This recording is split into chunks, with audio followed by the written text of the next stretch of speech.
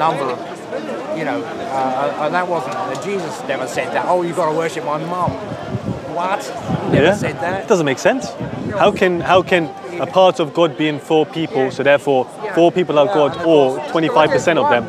Of course, it's not logical, and they had a lot of problems in the early Christian church because it just didn't hang together, you know. Exactly. Even Christians couldn't follow it. Exactly. And most Christians now don't follow it. Exactly. Don't believe it. When does Ramadan end? Ramadan's over now? Ramadan's over, yeah. Ramadan's over. Yeah, we had our Eid, yeah. But I think Ramadan's a really beautiful thing. It's a? I think it's a really beautiful thing to fast, to think of those who don't have anything to eat or drink.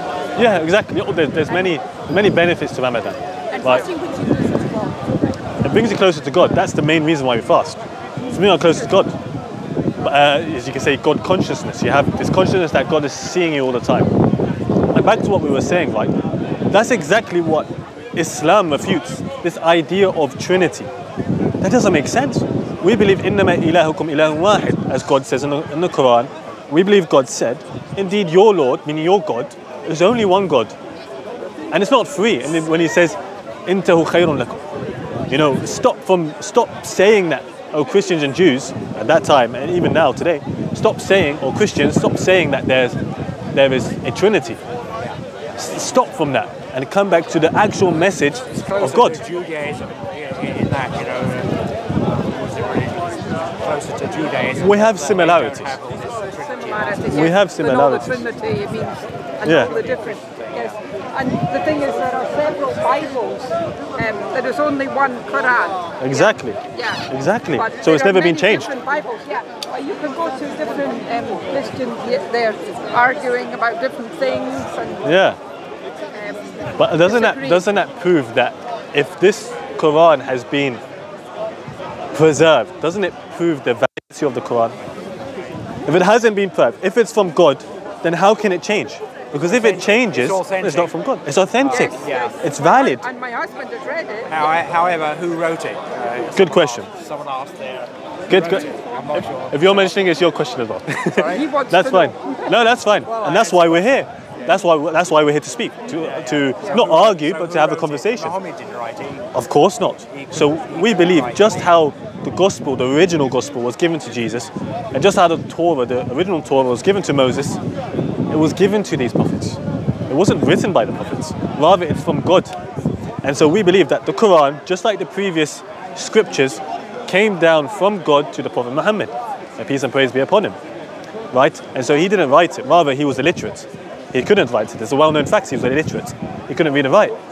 And so if he couldn't read and write, and he's coming with these miracles that are mentioned in the Quran that no one would ever known 1400 years ago, and how can it possibly be that he wrote it himself, or how can it possibly be that he is incorrect in his message? Okay, what are these miracles then? Let's bring you a proof. Because every single person, they have to prove validity to their message. Just like I'm speaking to you now, I have to prove validity to my message, just how if you were to speak to me about Christianity, you have to prove validity. And so we believe that if you look at the Quran, and I'm sure if you read it now as well, you have a Quran, read it again. Some of the proofs of modern day science. I'll give you an example. God mentioned in this Quran, this book here, that there are waves underneath waves. Meaning, within the oceans and the seas, we don't just have the waves that we have on the top bit, on the outer bit. Rather, if you look downwards, you will find that there are another set of waves underneath. This is something that's only been found within the last 50 to 100 years. The question is, how would Muhammad, may peace and praise be upon him, know this? That's the thing. It wasn't from him, it was from God. And what this does is shows the validity of his message, and that is from God. There are many other examples, such as the bee, the ants, and the way they live. But where did the document come from? I mean, if no one wrote it, was it one of Muhammad's early followers who wrote the Quran? Yeah, very good, very good. So we believe that the Quran came down as a revelation to the Prophet Muhammad, may peace and praise be upon him. From who? From God. We established that. And so God gave it to the Archangel Gabriel, in Arabic Jibreel, and then he gave it to the Prophet Muhammad, or he sent it down to the Prophet Muhammad from God. Now, who was it written down by? It was written down exactly how it was recited, and it was written down exactly how it was sent down. by the companions of the Prophet Muhammad, may peace be upon him. Not just that, from the most capable of companions, from them was a companion called Zayd ibn Thabit, who actually learned the Hebrew language in 15 days. Okay, so they were the most capable of companions that were the most literate around the Prophet. That's a good point as well. So they wrote exactly what the Prophet Muhammad wanted or received from God. So the Prophet Muhammad would have received it. Muhammad passed it on verbally. It came through his. Exactly, he would pass it on verbally to these companions, and they would write it in front of him, and then it'd be checked by someone else as well. Because he was illiterate. Because he was illiterate. To write it. He was translating. Dictating. Yeah, exactly how it was revealed upon him. Yeah. And as we said, it's not just one companion that was writing it.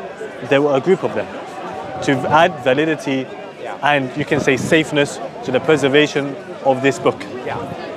I suppose, as a, well, I won't say what I believe, but what, you could say, okay, it came from Muhammad, the words of Muhammad. It was written down by one of his most capable scribes or followers, languages expert. Yeah. I mean, I suppose Christians would say, well, Muhammad was a very good prophet. He believed in what he was doing. He thought this is guidance, but then you say that's the word of God. Well, that's where you bring in faith, and that's another step. I mean, this was produced by men. Muhammad was a man. No doubt about that. We're not sort of saying he was divine or anything, are we? He was a man, right? And he received this, he dictated it to his capable follower who wrote it down. That's fine. Yeah. But then, when you start saying it's received from God, that's a sort of a step in your belief. That's a step of faith, really, which a lot of other religions won't accept. Good question. So just how saying we believe that, it's saying a lot of other religions might not believe that. Yeah. So in essence, the Quran was revealed in the same way that the Torah was revealed. In essence, that it is from God revealed to a prophet. Yes. So it's the same kind of link, the same link exactly. We're just saying it's a different prophet and it's a different message. But then again, how do we prove the validity of this prophet? We have to look at the message that they have. Whether that be signs in the Quran, whether that be miracles that were mentioned that we spoke about, for example, the waves underneath waves, or the fact that mountains are pegs. In the Quran over 1400 years ago, God mentioned in it that the mountains are pegs. Only recently, in the last 100, 150 years, we understand that actually the mountains that we have, there's more to them underneath the ground than there is on top of the ground. Well, geologists, geophysicists, know geologists. It'll come from Exactly. The molten core of the earth, and all, the tectonic activities. Exactly, but how would they have known that over 1400 years ago? Because it wasn't from Muhammad, the peace of praise, was it? It was from God. I wouldn't try to use science as the way to... Science is, modern day science is one of the examples. But we don't rely on science alone. They couldn't have predicted, what science has revealed today. There's no way they could. There was very wise men there who had insights into things and suggested things. Yeah. But I wouldn't. Do you Muslims believe the Earth is only 2,000 years old? No, we don't. We don't believe that it's only 2,000 years old. Because we believe that prophets were sent down from Allah, from God, before 2,000 years ago. As in before that. There are fundamentalist Christians who tell you there are some Christians that say that. The Earth itself is only 2,000 years old. So it's strange. How would they just explain Adam and Eve? How would they explain Moses coming within this short period of only? I mean, Jesus, according to the scriptures of the modern day Bible, passed away 2023. Well, that's before Christ. So it doesn't really make sense. No. But my point is, you shouldn't. Science and religious faith are totally different things. Good. That's a very good point. Religion asks different questions. Yeah. We don't. They're not like. Yeah. You shouldn't use science. You're right. We don't rely on science in Islam. We use modern day science in order to prove the validity of Islam, but we don't rely on that alone. We also look at the linguistic senses. We also look at the concepts that the religion of Islam preaches. We also look at the principles and the values, as well as the rulings that we have in Islam, to prove the validity of this book, and that it was from God. They use it in the same way that we are using science to prove that the earth is not 2,000 years old. So that is science, us saying the earth is not 2,000, because we know the earth is more than 2,000 years.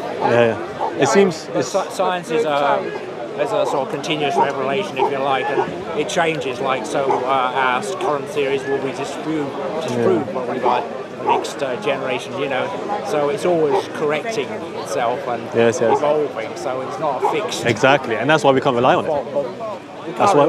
We can rely on it in a way, you see, because it's the best we've got at the moment.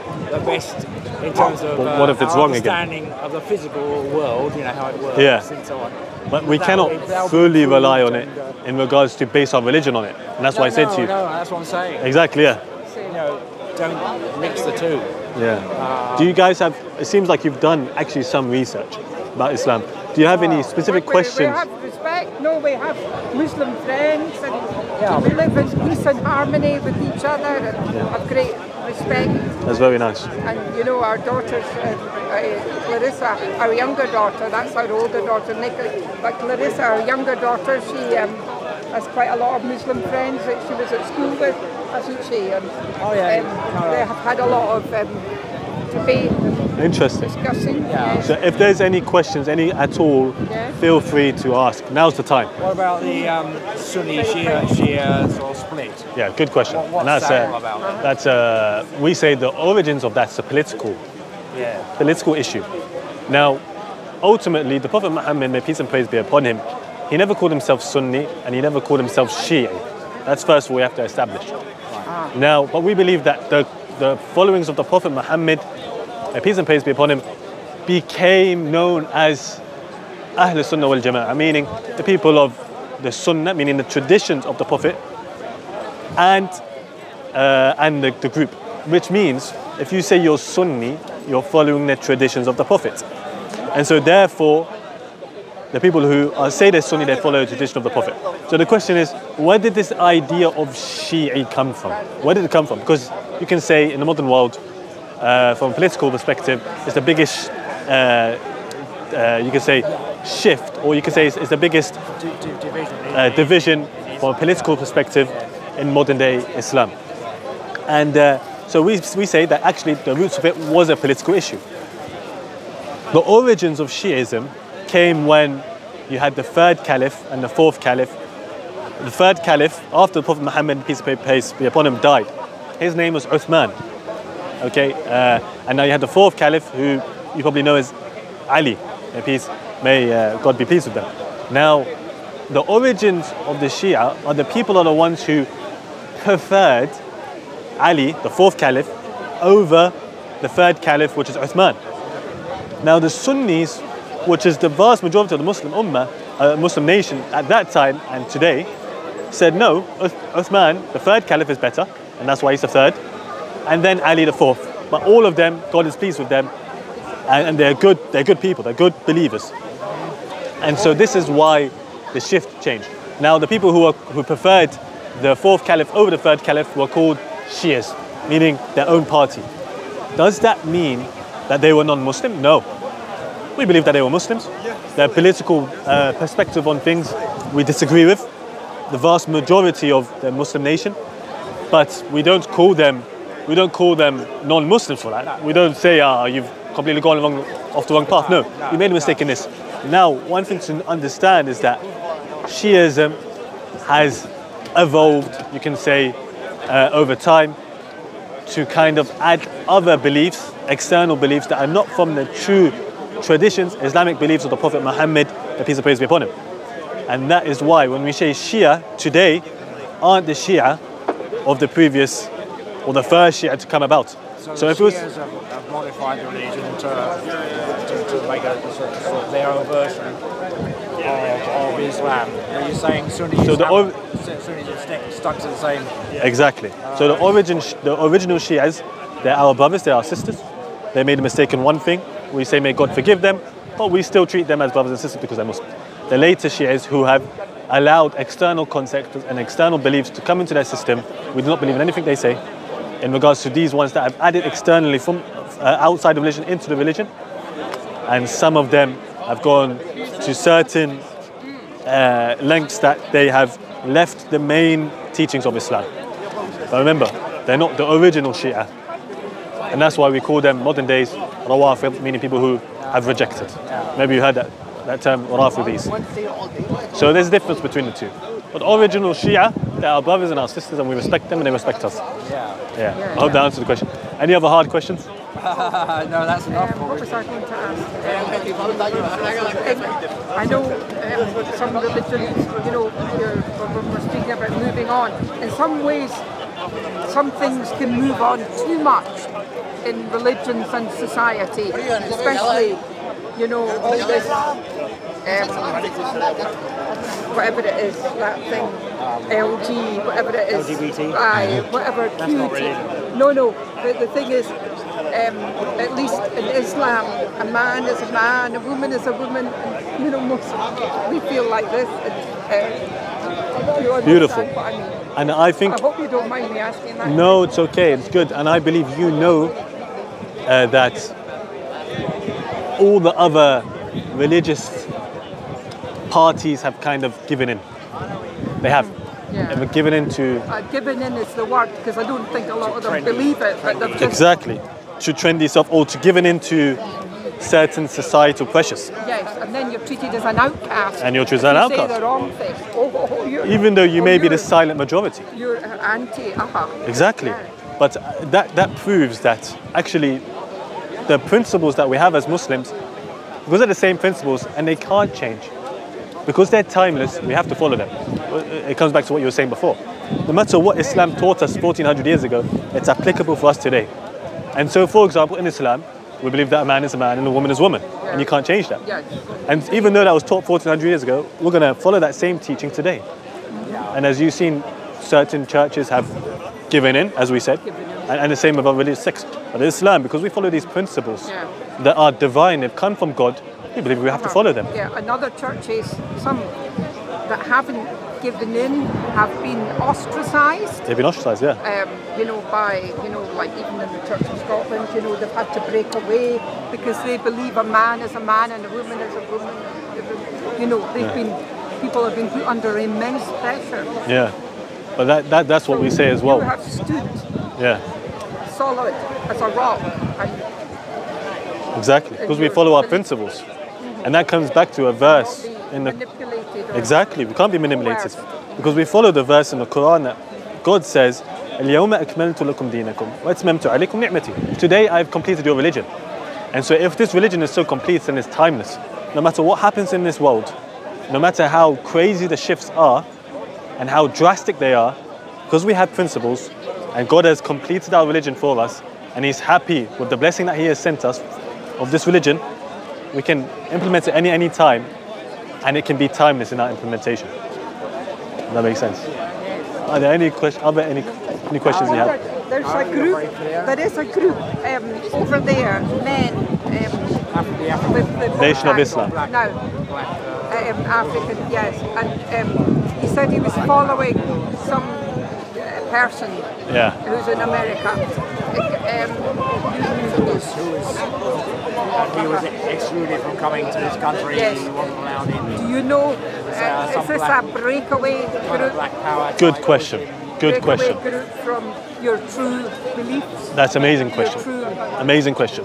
Because we have... I felt they were a breakaway from the true. Yeah. I may be wrong. I know nothing. You're right. Just guessing.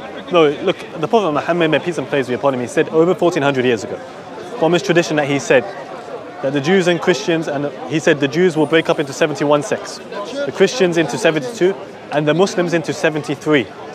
The only one to enter paradise will be one, meaning there will be only one sect within these 73 sects that will enter paradise. So there will be 72 sects that have gone astray. Now the point is that we have to identify that there are some sects within these 72 sects, as in divisions. We say, okay, they're broken off from actual Islam, but they are still considered a sect. And then there are the other ones who claim that they follow Islam, but they're not actually considered to be a division. They're not considered to be a sect. There's a difference between the two. The Nation of Islam, all Muslims, whether that be Sunni and Shi'i Muslims, yeah, from political perspective, all of them agree that the Nation of Islam are not a division or not a sect from the 73 sects. They're not even following the main Islamic beliefs. If you want to become a Muslim, the first thing you say is, I believe that there is none worthy of worship except God, except Allah, one God alone, and that Prophet Muhammad is his last and final messenger. They don't have this concept. This is the main concept of Islam. This is what Islam is built upon. If you don't have that understanding, there's nothing to build on. They say that there was a prophet after the Prophet Muhammad, may peace be upon him, and his name was Elijah, and he was in America during the 70s and the 80s, and famous figures such as Malcolm X followed him for a while, but even Malcolm X left that group when he realized that actually this doesn't make sense. There's no validity to this person, Elijah Muhammad, who claims he's a prophet, and actually the mainstream Islam, which is Sunni Islam, is the right way. And so they are not even considered a sect. They're not considered Muslims because they go against the main concept. Yeah, they're not even, yeah. I was thinking this. The other interesting thing was somebody from your faith were asking questions. We're trying to have a discussion the way we are discussing now. We're friends, we're brothers, we come together here and we have debate, and you have enlightened us.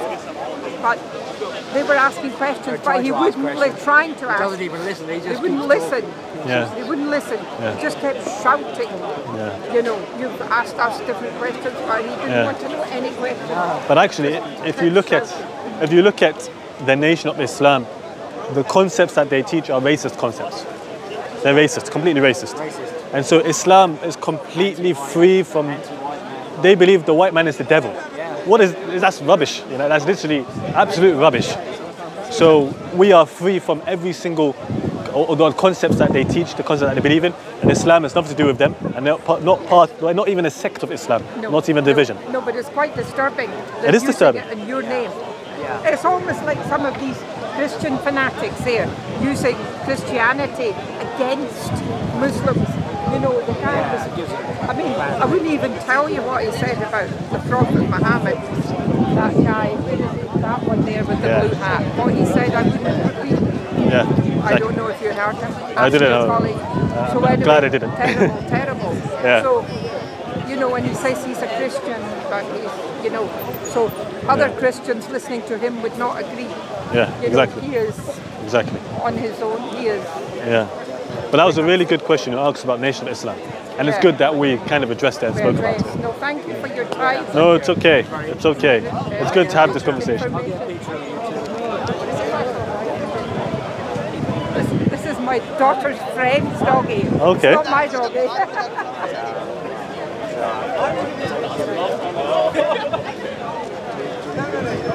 It's a pug, is it? Yes. He's a pug. No, he's a, what is that? A French bulldog. A French bulldog. Strange. It's my daughter's friend's dog.